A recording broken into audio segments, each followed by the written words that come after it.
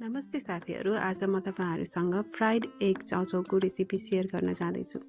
यसको लागि पहिला त एउटा भाँडामा 4 कप जति पानी उमाल्नु होला र 3 प्याकेट चाउचाउ हालेर यसलाई उमाल्नु पर्छ।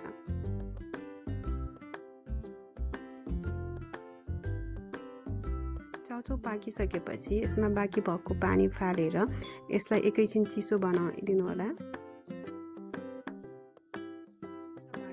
त्यसमा तेल हालेर एउटा काटेको प्याज भुट्ने, अनि त्यसपछि एउटा हरियो खुर्सानी र केही लसुन राखेर त्यसमा भुटिदिने।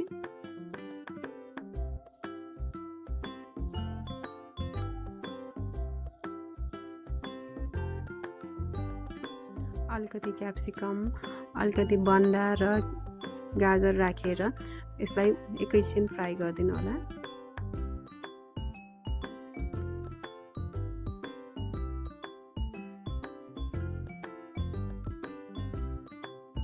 तीनवटा काटेको गुलगुरा राखेर एकैछिन पकाउने।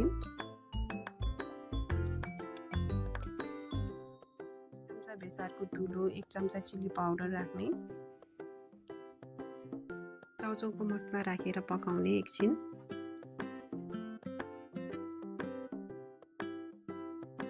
चम्चा सोया सस राख्ने।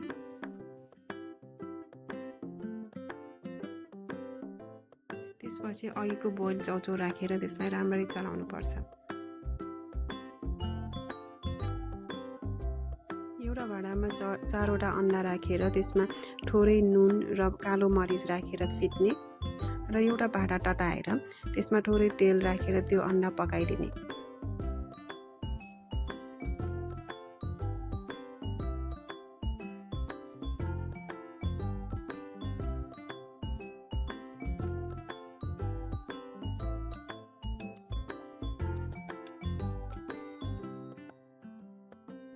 फ्राई गरेको अन्डालाई अघिको चाउचाउमा मिक्स गरेर राम्ररी पकाउने।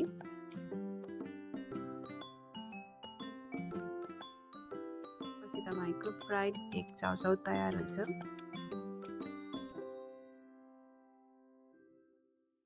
Thanks for watching and follow for more.